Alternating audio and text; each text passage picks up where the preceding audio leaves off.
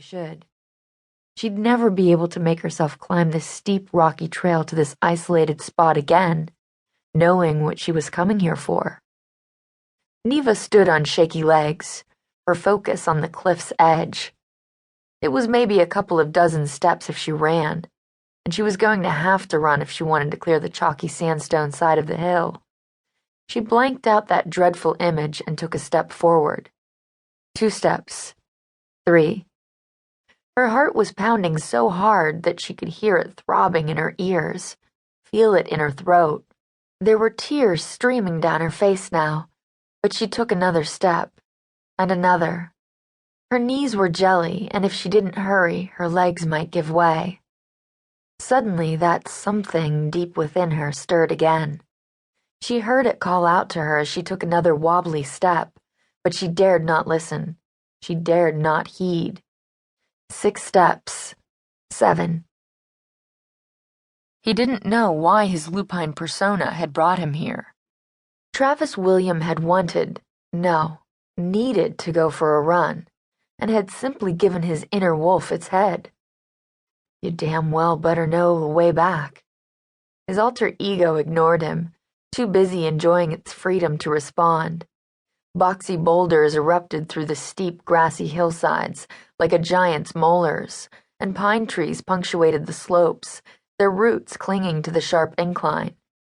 As he trotted along the ridgeline, he felt himself relax. The air was cool and clear, the pale moon's light throwing every plant, every rock, and every tree into sharp relief. It was a perfect night to be a wolf, and Travis couldn't help but enjoy the view. Until he saw a human figure emerge from the trees on a narrow plateau, far ahead of him. Even with the moon's help and the night vision common to his kind, the distance made it difficult to see much detail. He could tell that the person was pacing as if agitated, but there was something more, something about the way they moved. A woman? What the hell's a woman doing all the way out here, alone? And in the dark, no less. Curious, he headed in her direction. As he got closer, she stopped pacing and faced the valley, hugging herself with her arms as if she was cold. Or maybe comforting herself, although Travis wasn't sure why he thought that. Was she nervous because of the height? The plateau topped a section of hill that was steeper than the rest, and jutted like a stone chin over the forested valley.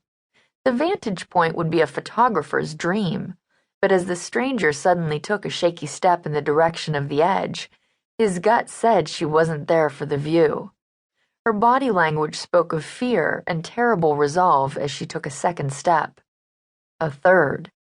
And he wasn't nearly close enough to stop her. He wasn't waiting around for his human brain to come up with an idea, however. He was already running flat out with all the speed his kind was capable of. If only he could distract the woman, Travis thought. Make her stop. Give him time, goddammit. In this form, he couldn't yell at her, but he let loose with a flurry of yips and barks, as if he was an excited yearling on a pack hunt. The woman froze, and her shoulder-length hair whipped around as she scanned the hillside for the source of the lupine sound.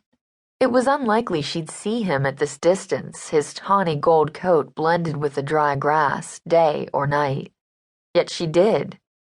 She stared directly at him, and he was close enough to see her dark eyes widen with terror. Then she ran. "No!" he yelled as she vaulted from the edge, but all that came from his throat was an agonized howl as he skidded to a stop, a scant few feet from where she had disappeared. Unbidden, the wolf howled too, long and loud until it echoed over the valley and drew answering cries from the natural wolves that roamed there. Shit. Shit, shit.